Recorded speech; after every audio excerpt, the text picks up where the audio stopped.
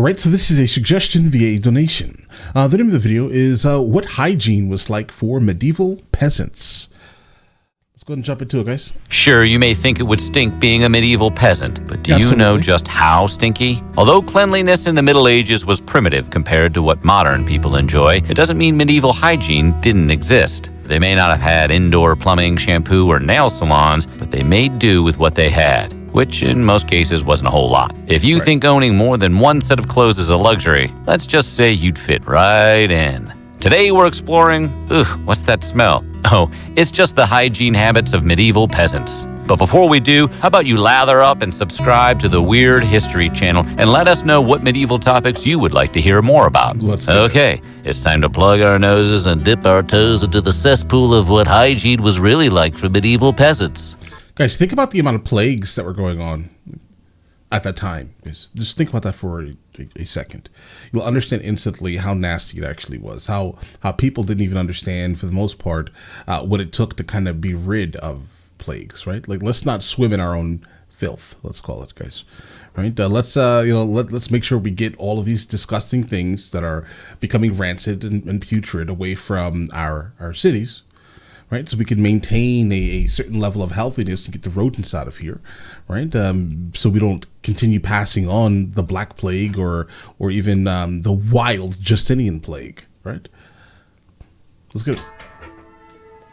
Overall, hygiene in medieval Europe was an upward battle. The abundance of waste and inefficient methods of dealing with it resulted in disease. Such waste added to an abundance of vermin, fleas, and lice, which in turn caused sickness and even plague. Hygiene in medieval times relied on washing often and utilizing herbs and flowers to deter pests and provide pleasant odors. If you like taking lukewarm baths and dirty, small amounts of water, hop in a time machine back to the medieval era. While many upper-class people could bathe in tubs with hot water, and many of the middle-class folk made use of public baths, peasants had to make do with much, much less. Since there was no running water and peasants had to haul water from wells or rivers to their homes by hand, bathing required a lot of labor. Many people had to bathe with a small amount of water, and it was often unheated. So those who didn't have a suitable area in their homes bathed outdoors. Since many peasants performed manual labor all day, bathing helped remove dirt and stinky sweat, and it also helped them avoid lice and fleas. They didn't always use soap, but when they did, it often consisted of an alkaline solution, such as a mixture of salt and lime. Since bathing required... Yeah, and also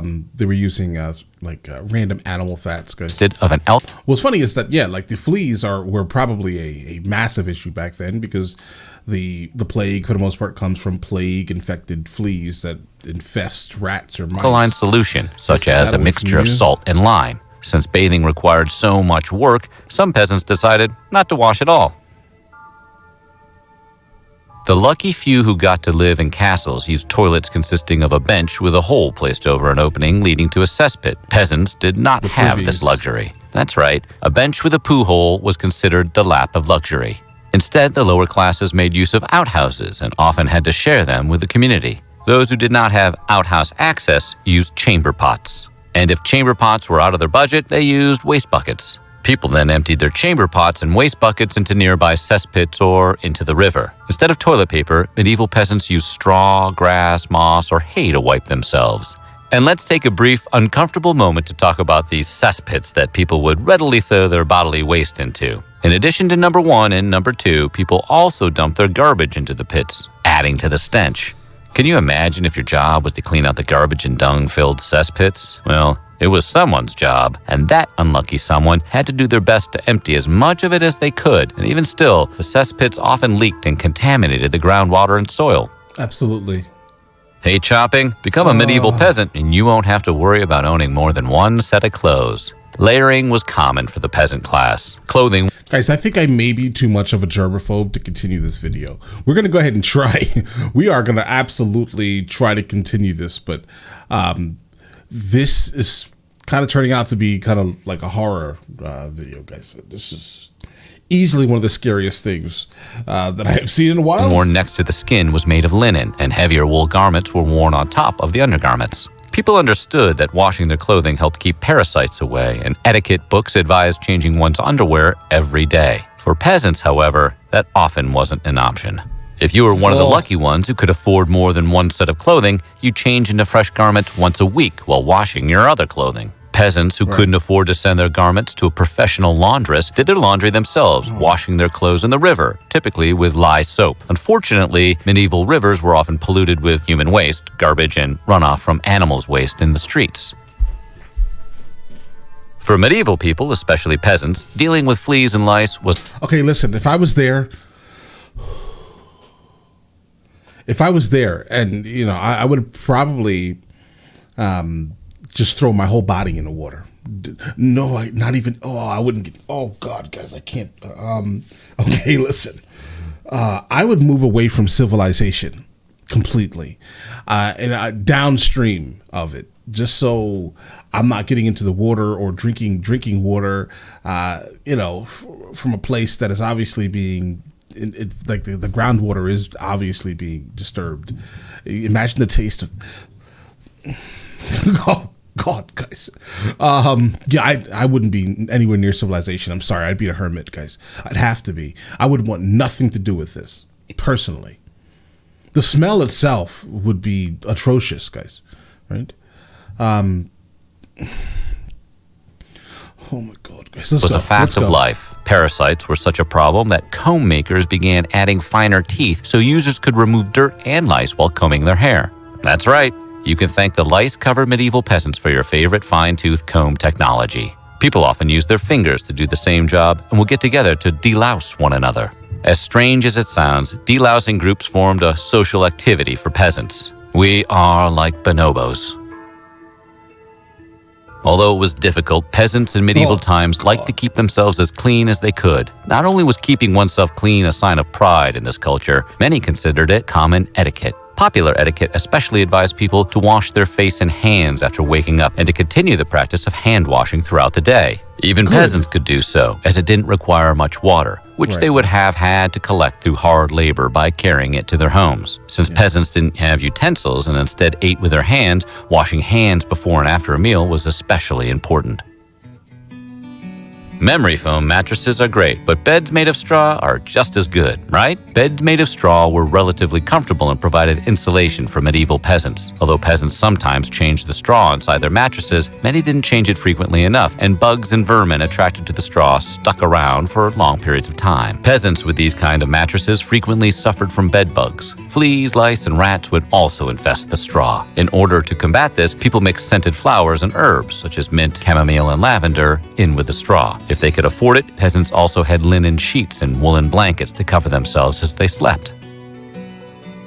Just a few years before Diva cups would get invented, it was obviously no easy task to be menstruating in the time of medieval peasantry. Although not much is known about the topic, historians Bro, help me out. What is a Diva cup? be menstruating in the time of medieval peasantry. Although not much is known about the topic, historians believed women resorted to using a variety of items during their periods. Many women probably used rags they tore up. Other theories suggest some women wrapped strips of cloth around a small twig and used it as a tampon, or possibly collected absorbent moss and used it as a pad. It's also very likely some women did nothing and simply bled on their clothing. Religious authorities placed shame on menstruation, and many women felt they had to disguise it. They may have carried scented herbs or flowers with them to mask any odor. But considering medieval women didn't live long, and many peasant women lived hard lives. Okay, guys, that is wild, right? Linen with twigs? That sounds crazy. But I mean, I guess the logistics of it makes sense. I guess, it makes sense potentially. Yeah, I don't know. I mean, shame for that though? That's a natural human function with women, right? I mean, I don't know how that's that should be something that should be shamed. But maybe, and listen, the rag situation makes sense. Hey, listen, don't mess up your clothes. You only have one pair, right? That's probably a really good idea. Okay. But I just don't know the shame aspect of it. I mean, that sounds lives involving heavy labor wild. And little sustenance, it's entirely possible that women had fewer periods during their short lives than women do in modern times. Yeah, because in the absence of toothbrushes, peasants used twigs to clean their teeth. Yum. They especially enjoyed using small branches from hazel trees. Some people also rubbed a piece of wool over their teeth and rinsed their mouth with water. Those who could afford it mixed things like salt and sage together to form a paste to freshen breath and whiten teeth. Because their diet included virtually no sugar due to their limited finances, peasants actually didn't suffer from that many cavities. The stone ground bread they ate, however, caused their teeth to wear down. If a peasant's dental hygiene wasn't enough and they developed a problem with a tooth, they would have to have it removed. Instead of a dentist, barbers performed most dental work. Since there was no anesthesia available, patients resorted to getting drunk before having their teeth worked on. So they can bleed more? Because obviously alcohol thins the blood. There's going to be a lot. It's going to be a bloody mess. You getting tooth removed. I just had a tooth removed, and I couldn't imagine. I'll tell you this right now. I could not imagine. Do you imagine the pain? Who needs forks and knives when you can grab your dirty food with your dirty hands and chomp down on it with your dirty mouth? The diet of medieval peasants consisted mostly of what they could grow on their farms: beans, grains, vegetables, and onions. Depending on how closely a peasant lived to a cesspit or contaminated water source, the soil used to grow food and the water used to prepare meals could be tainted with human or animal waste. With no refrigeration, fresh vegetables were an impossibility in winter, and the grains and root vegetables they stored could rot or become infested with vermin. Fungi could poison grains if people weren't careful, and people could suffer bouts of stomach distress, diarrhea, or other sickness due to spoiled food. Meat was a luxury many peasants couldn't afford, but if they managed to earn enough to buy some or slaughter one of their own animals, they had to dry the meat with salt. Otherwise, it would decay. And if the crops failed and the weather was poor, those unlucky peasants would likely starve. Medicine wasn't exactly a strong suit for medieval peasants, or medieval doctors of any creed for that matter. Doctors in medieval times adopted the theory of humorism and made connections between organs of the body, seasons, elements, and tempers. This led to believe sickness happened when the body was out of balance. They also thought parasites originated within people's bodies and caused the imbalance to occur. Doctors theorized that controlling one's diet, such as eating less fruit, could help prevent the body from producing lice. What they didn't realize, however, was that poor waste management and some people's failure to bathe often led parasites to be attracted to some people. No matter how many times people washed their hands, the lack of understanding about the connection between filth, infestation, and sickness meant no one was safe from parasites and disease. Mirrors were a luxury item, and at the time were either made of lead-backed glass or polished metal, but it was difficult to see a clear image. Vanity was clearly a rich man's game during the medieval era. Mirrors were often small, so many men in medieval times went to a barber for their weekly shave. Many peasants couldn't afford to pay someone for a shave, and some didn't own mirrors, so many decided not to shave at all, making most medieval villages a total beard town. Respect. Bacteria was everywhere for medieval peasants. In fact, living with parasites was such a common occurrence in medieval times that people tried different herbal remedies to get rid of them. Some used common items peasants might find around their home, such as spreading glue on a slice of bread and sticking a candle in the middle to attract the fleas that infested people's beds. Other remedies were not effective, like getting rid of lice nits by washing hair with salt water from the sea or sniffing lavender. If the weird glue toast wouldn't work, people sometimes tried to smoke and steam to get rid of so-called toothworms and mites. They would burn chamomile seeds and inhale the smoke or hold infected limbs over steaming water. To get rid of earworms, non-existent parasites that were widely believed to exist, doctors poured bitter medicine into people's ears. They also used bitter herbs to wipe out parasites elsewhere. However, the herbs caused horrible diarrhea. Oh, bro, don't say elsewhere. I have to know. Where are the other places you're putting it, bro? Because that's... So basically, a total disaster. If a patient vomited or suffered a painful BM, doctors would literally think they were cursed. What do you think of the hygiene of medieval peasants? Let us know in the comments below, and while you're at it, check out some of these other videos from our weird history. God. Sure, guys, you may... I'll tell you right now, personally, I think... Yeah, I definitely think that this was easily one of the most disgusting videos I've ever seen since I've been on YouTube, guys. I'm sorry. Yeah, I understand people have gone through these things, and these are the things that led us to where we are right now in terms of technology and all those other things. Amazing, right? But this is disgusting, all right? Listen, I'm fully aware that there are people that still live like this on this planet, right? Absolutely, there are. I'm not trying to be offensive here. I understand everyone's situation is absolutely different. Everyone's culture fosters different levels of overall public knowledge on hygiene. I'm aware. Absolutely. But am I allowed to just sit here and be disgusted for a moment? I wonder. I think, honestly, I'm too much of a germaphobe to ever watch anything like this, guys. Personally. I'm trying to look at this with an open mind. But I think I dry heaved a couple of times through this video, guys. I think so, right? I understand this is what it took for us to get to where we are. I understand. But it's still disturbing. It doesn't change it. All right. So this is what hygiene was like for medieval peasants. And honestly, it's still like this for a couple of other places on this planet. I think hygiene in itself has gotten a lot better over time internationally. But again, there are some places that live similar to this here, where they have this one outhouse situation to their small village. Guys, there are places like this still, but I don't think that they purposely attempt to destroy the waterways, though, right? And I don't think that they're burying it either, guys. Okay, I've seen some crazy videos of India, though, guys. I've seen some crazy videos regarding India.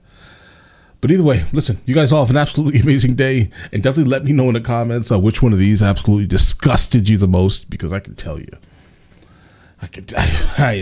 Listen, this may have been too much for me personally, right? But yeah, you guys all have an absolutely amazing day and enjoy your day thoroughly. Guys, make sure you take a shower, all right? Take a shower.